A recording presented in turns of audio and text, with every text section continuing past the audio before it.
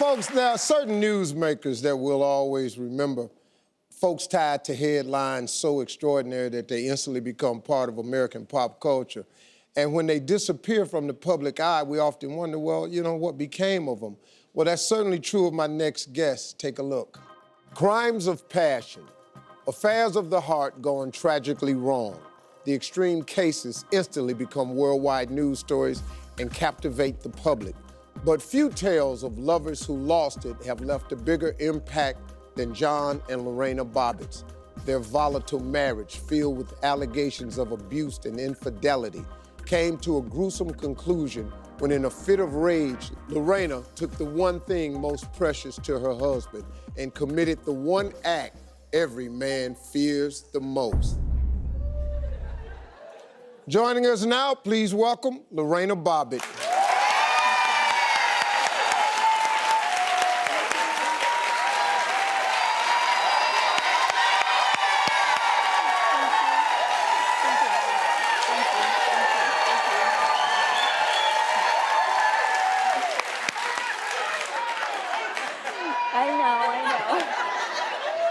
You know,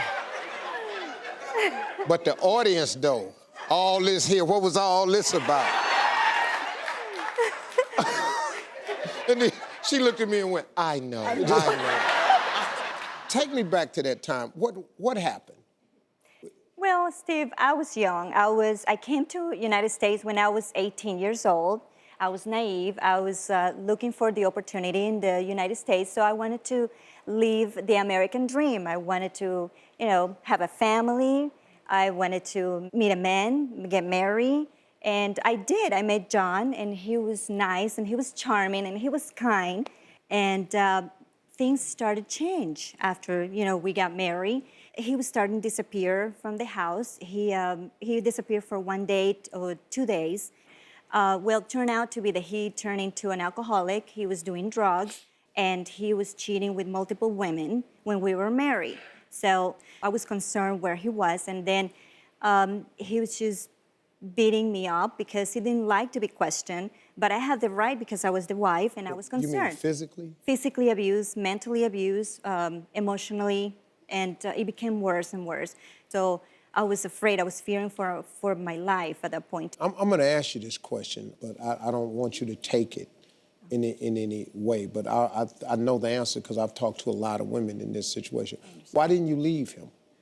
I called the police in many occasions, and police will ask me and said, do you want to file a report? And I said no, because I fall into the same pattern there.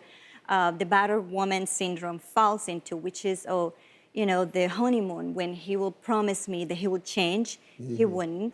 I didn't know where to go. I didn't know there were shelters for me to go to. And remember, I was isolated. I didn't have my family. I feel embarrassed to talk about domestic abuse because I didn't want that to happen. And it happens to me. Right. I feel ashamed. I feel scared. And that's how I... So what was the breaking point for you? Well, my body couldn't take it. My mind couldn't take it. I was very scared. So obviously I snapped. I mean, all the abuse that I had from him, I basically, you know, I cut off his penis because he abused me that much. But he abused me. I did not mean it because I was under the battered woman syndrome, and that's what happened when a man pushes the woman so far and so low. My self-esteem was down, and he came that night and abused me, and I went to the kitchen for a glass of water and to calm myself up because he was abusing me that night. And all of the things I remember was I took a glass of water, and then I found myself in the street with a penis in one hand and a knife in the other. And so, yeah, that happens. I mean, I'm telling you. It happens. This is a true story. I am here to... This is the truth. This is a true story. I'm telling you, and I'm here to tell you and to tell everyone what happened when a woman gets abused by a man. Can I ask you a couple questions? So, but Yes. what made you take it, though? I mean, you cut it off, and I was insane. where you going with it? I don't know. I mean, that's how the reaction of Yeah. Why you leave with it? That's what I don't, look, I'm not really sure how I want to receive this. I don't know.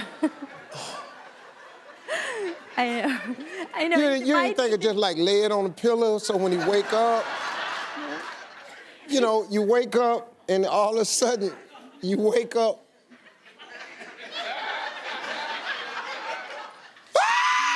You know, I don't know if I would rather wake up and see it laying next to my pillow and try to bring it back, you know. Come here, come on. I don't know what I'll do. Yeah, it's But when you threw it out the window, though, that's the part. Now, we got to go find it. Yes. You know, you out here. You know, what are we looking for? I'm helping with this search. I don't give a damn. Gauze me up, pack me, put a tourniquet on me, but I got to get out here. I got to find it. Now, find it. Got grass on it. I'm trying. They did. They had grass on it.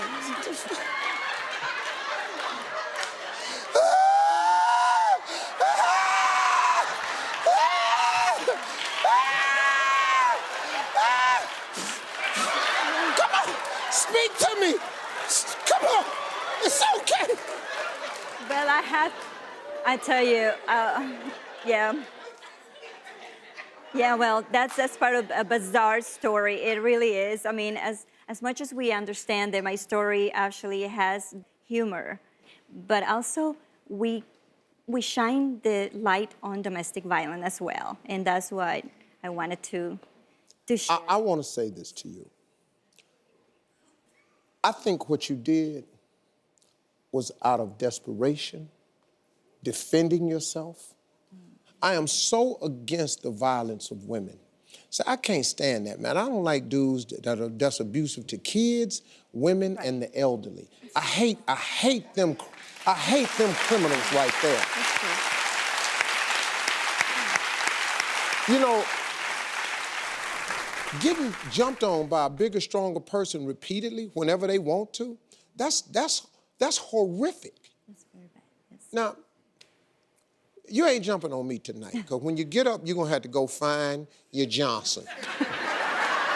It's down the street, on the highway, down by the creek.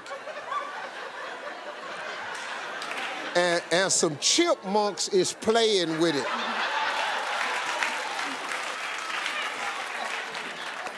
A raccoon done picked it up. No, he was lucky. John Bobbitt has always denied the allegations of abusing Lorena and was acquitted of the charge of marital sexual assault in 1993. Lorena was found not guilty and not liable for her actions by reason of temporary insanity. Yeah. We're gonna hear more when we come back. Don't go away. We'll be right back.